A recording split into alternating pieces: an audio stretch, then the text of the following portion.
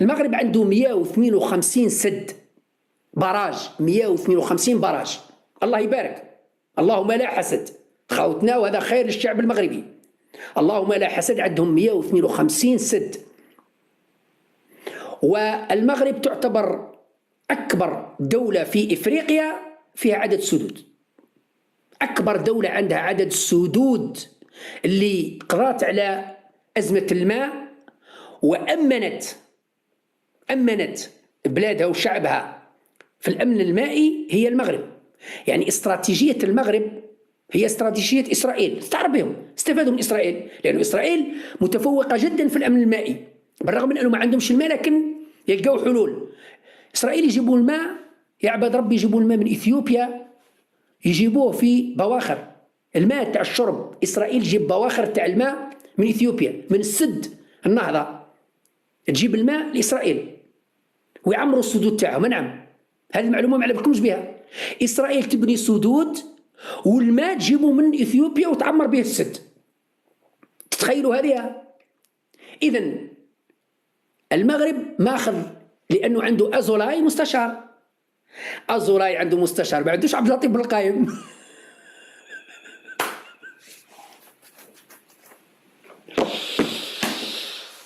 يا رب يا رب.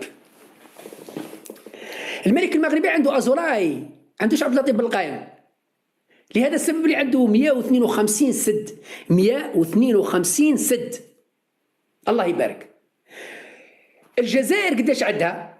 اللي هي يعني مساحتها 4 مرات من المغرب. عندنا 80 سد.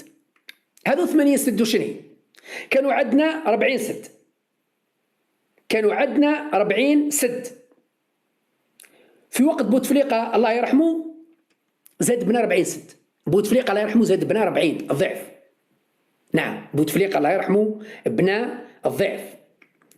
الآن راهو عندنا 65 أو تقريبا 70 سد مستغلة، وبقاو بعض السدود اللي راهي قيد الاستكمال، يعني راهي في رتوشات الأخيرة، لكن هذو كلهم مسجلين في وقت بوتفليقة، مسجلين كلهم في وقت بوتفليقة، لأن بوتفليقة رحمه الله نفس الشيء كان عنده تفكير الأمن المائي والأمن الغذائي، بنى 40 سد.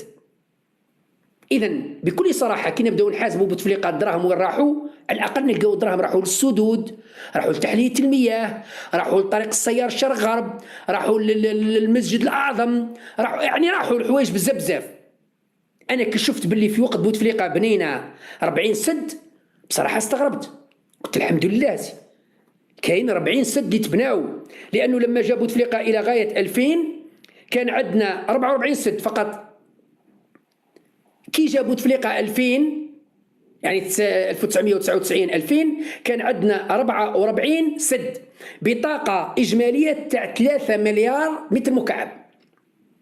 الآن عندنا 84، معناتها بوتفليقة زاد 40 سد. الآن عندنا طاقة تخزين 8 مليار متر مكعب، معناتها من بوتفليقة الآن زدنا 5 مليار، كانوا 3 مليار ولينا 8 مليار. الحمد لله.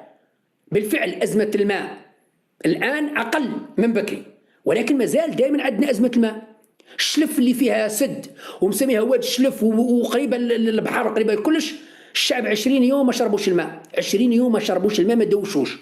الشلف ماهيش إليزيا، شلف اللي فيها البحر مسميها تنس، ميناء وبحر والدنيا وكلش، وكاين تحلية المياه وكاين كلش، 20 يوم ما شربوش الماء. إذن عندنا أزمة اللي هي أزمة ماء. في العالم كاين أزمة ماء. أسكو سمعتوا في العالم كاين أزمة حديد؟ ما كانش. حديد على راسه. شتو علاش أنا نقول لكم كاين أولويات؟ أنا أولوي باش نروح نحط 3 ملاير ولا 4 ملاير في غارج بيلات، ومن بعد نخلطوا بالحديد اللي نجيبوه من أستراليا، ونخلط القهوة الخضراء مع القهوة الكحلة ونبدأ نرحي. نروح ندير حاجة اللي تنفع، اللي هي السدود والمسطحات المائية أكثر نفع. طريق السكك الحديدية أكثر نفع، نفس الشيء ينفع. إذن السدود مهمة جدا. اليوم أنا كي قريت في مجلس الوزراء أنه الرئيس طلب من الحكومة انجاز سدين، واحد في تندوف وواحد في تمراست، حاجه مليحه. نتمنى برك السد تاع تندوف ما تعطوش الاتراك باش ينقيو الحديد، عطوا للناس يشربوه ويفلحوا. الا كان تبنوا فيها 6 بوم باش تعطوه الاتراك ينقيو الحديد، اسمح لي، هذا واش مخوفني انا، مخوفني بلي حاب يدير السد في تندوف باش يعطيه الجماعة التوسيالي باش ينقيو الحديد. الا كان هذا هو المخطط كارثه. رايحين ما يجي يكمل السد حتى نكونوا تعنينا من هذا القاشي كاع نكونوا تعنينا كاع منقسمهم ورحنا معاهم، حنا في روحنا كلوا روحنا. الامر الثاني في المغرب وباعتراف المغاربه انه فيه خطأ، المغرب ارتكب خطأ في سدود في الجنوب، يعني على الحدود الجزائرية. بنى سدود، الغرض من وراء السدود هذه هو قطع الماء على الجزائر، وهذه جريمة، هذه جريمة لأنه كاين اتفاقيات دولية باش تكونوا في بالكم. كاين اتفاقيات دولية أنه المصب والمنبع مثل ما هو حاصل في إثيوبيا ومشكل مع مصر، المياه اللي تجي لمصر والسودان منين تخرج؟ تخرج من البحيرات العظمى، تخرج من إثيوبيا وأوغندا ودول المنطقة. ثم اللي كاين الماء ويصب يروح لنهر النيل إلى البحر، يصب في البحر، الفائض يصب في البحر. ولكن إثيوبيا لما جات تعمل في السد وكذا دخلوا في مفاوضات مع مصر بالقوة والقانون وتقاسموا المياه، لأنه كاين اتفاقيات دولية. مش معناتها أنه المنبع في المغرب يتصرفوا كما يحبوا، لا، المنبع في المغرب نعم من جبال الأطلس، ولكن الدولة التي ينتهي عندها النهر أو المصب من حقها الاستفادة من الماء. احنا وقفونا الماء خاصة في هذا السد اللي هو سد الفقيق، هذا السد اللي هو هذا وراه يا ربي وراه السد هذا السد اللي عم يبنوا في سد فقيق الجديد. المغرب يبني 5 أكبر سدود بسعة تتخطى 1 مليار متر مكعب على مرمى حجر من الحدود مع الجزائر، على مرمى حجر من الحدود مع الجزائر. هذا السد هو اللي يوقف المياه ويحرم سكان المناطق الحدودية وكثير من المدن الجزائرية من مجرى الماء اللي كانوا يستفادوا منه الفلاحين، واستفادوا منه حتى الحيوان يشربوا منه والفلاحين. الآن المغرب بهذا السد اقطع، ولكن لم نسمع في الجزائر أي احتجاج. قال حبس السي محمد، هذا قانون دولي يحمي الأنهار والأودية، قانون دولي. نعم، الدولة التي ينطلق منها الماء عندها حقوق، والدولة التي ينتهي عندها النهر أو الواد أو المصب عندها حقوق، مثل ما هو حاصل في كثير من دول العالم.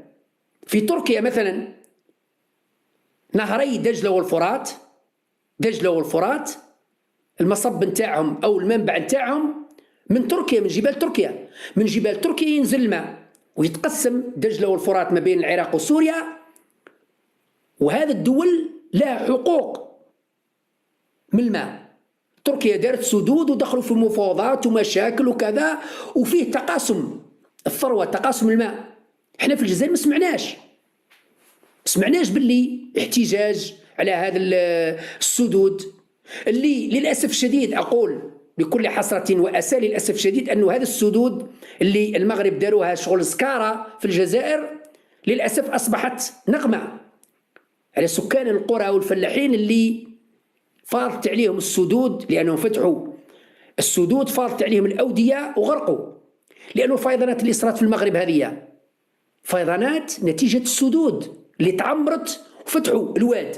كيف فتحوا الواد؟ مثل ما الآن في الجزائر عندنا سد بني هارون في منطقة ميلا، الآن فيه خطر على السكان اللي جايين على ضفاف الواد، وراهي وزارة الأمن المائي وزارة الري الجزائرية دارت تحذير، قال بلي نحذر السكان اللي راهم على الواد يخرجوا، لأنه الآن فيه تنفيس للسد.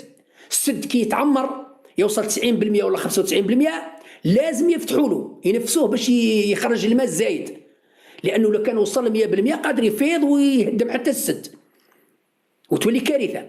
إذا لازم ينفسوا له، بيرجيو شوية يفتحوا له كي يطلق الماء هذاك قادر يدير فيضانات، خاصة اللي السكان أو الفلاحين أو مثلا المارة واحد جاي فايت والله الوادي يديه.